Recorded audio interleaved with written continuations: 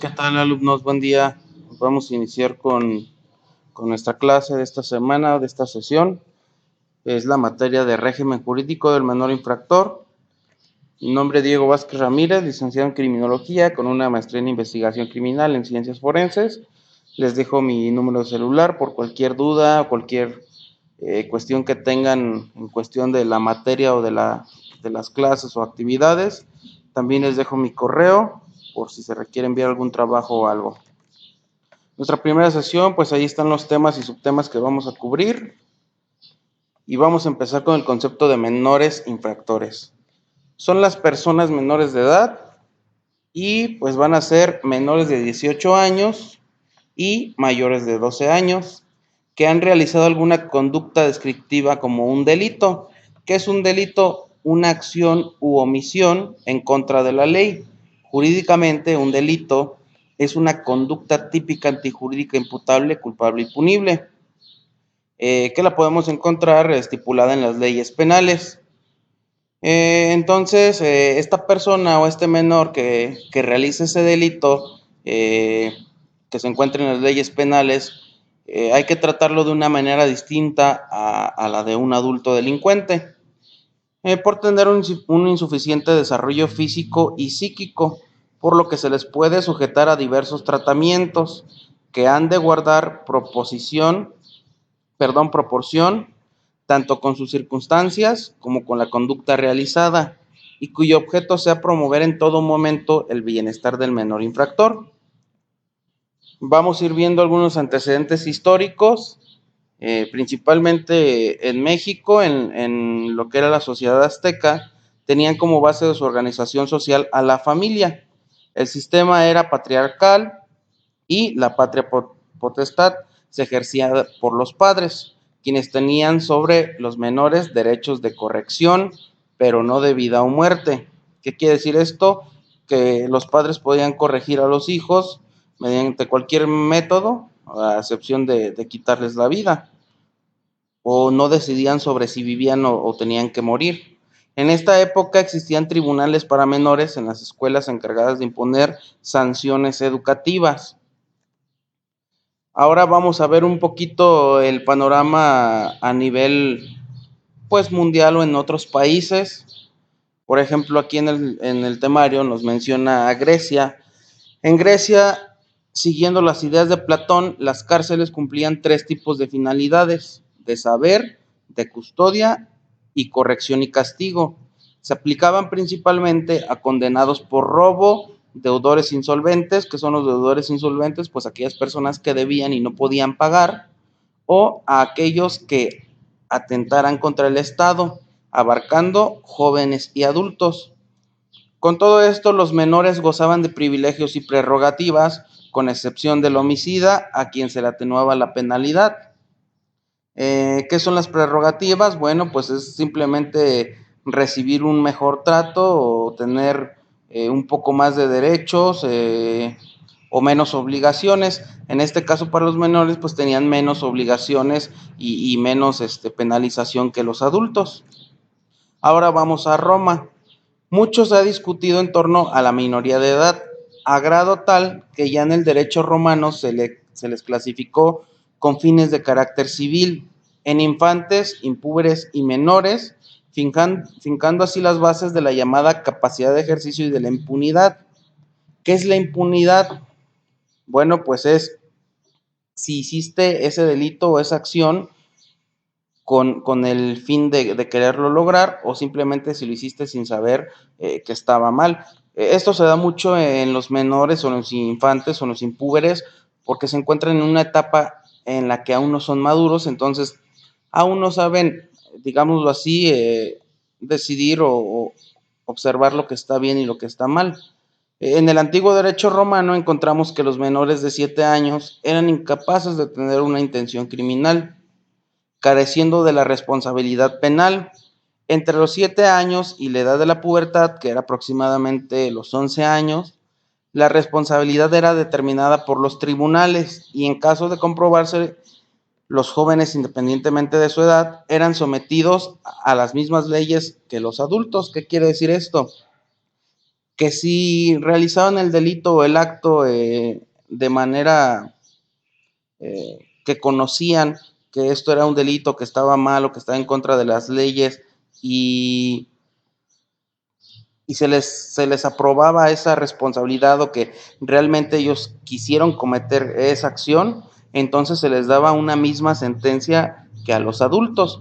Pero si estos no tenían la noción de lo que estaban haciendo o no sabían que lo que estaban haciendo estaba mal, pues simplemente no se les podía someter o no se les podía castigar. Vamos ahora a Alemania.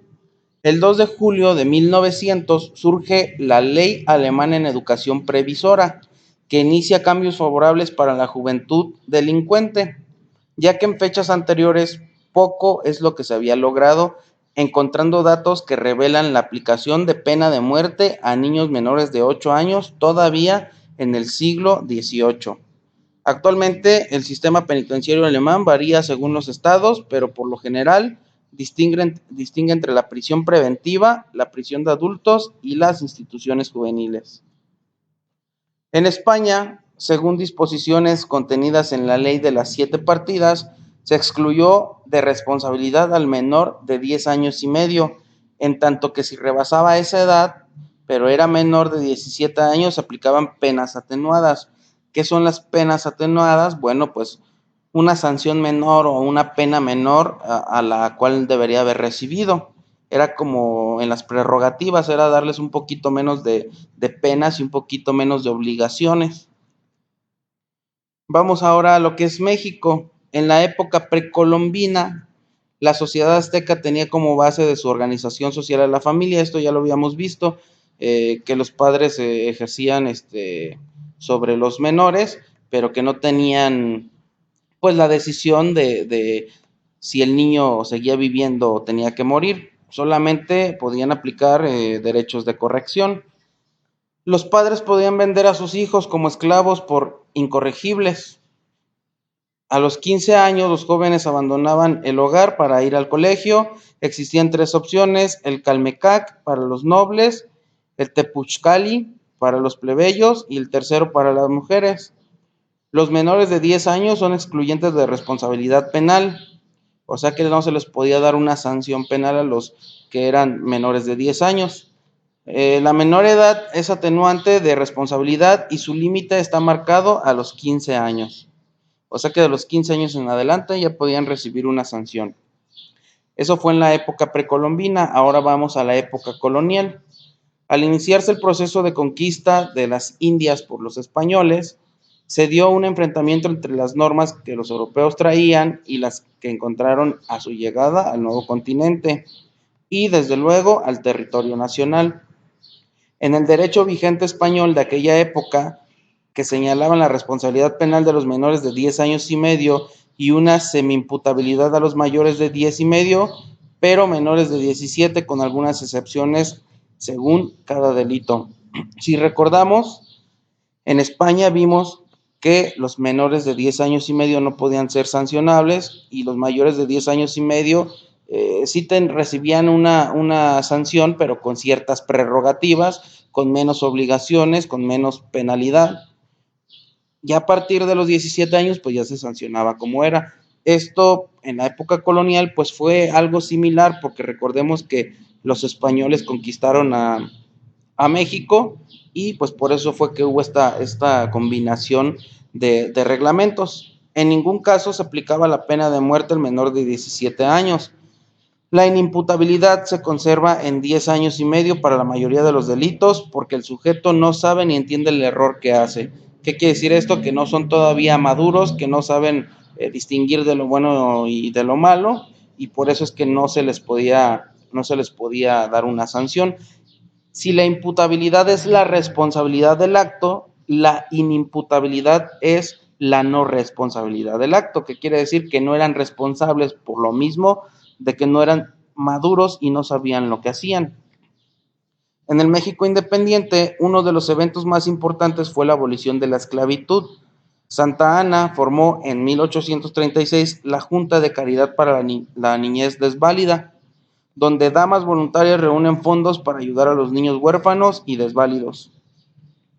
En el periodo presidencial de José Joaquín Herrera, de 1848 a 1851, se fundó la Casa de Tecpan de Santiago, llamada también Colegio Correccional de San Antonio, casa que recibe a menores delincuentes de 16 años sentenciados a procesos. Al separarse el Estado de la Iglesia por las leyes de reforma, el gobierno se hizo cargo de las instituciones de beneficencia. Bueno, pues hasta aquí es nuestra primera sesión en cuestión de lo que es el menor infractor. Ya vimos cómo en algunos países existían algunas leyes o cómo se les sancionaba o penalizaba a los menores, las edades que ellos pues creían prudentes dar una penalización y la edad que creían prudente en donde no se podía dar una penalización, y pues parte de los antecedentes históricos aquí en México y pues en algunos países, así como el concepto de menores infractores. Pues eso es todo, estimados alumnos, de nuestra primera sesión. Cualquier cosa quedo a sus órdenes en el número de teléfono que les pasé, en el correo, o bien se puede hacer en el foro que está en la plataforma de la institución. Así es de que ya saben, cualquier duda, cualquier cuestión, pues estamos a sus órdenes. Que tengan un excelente día y una excelente semana. Saludos a todos.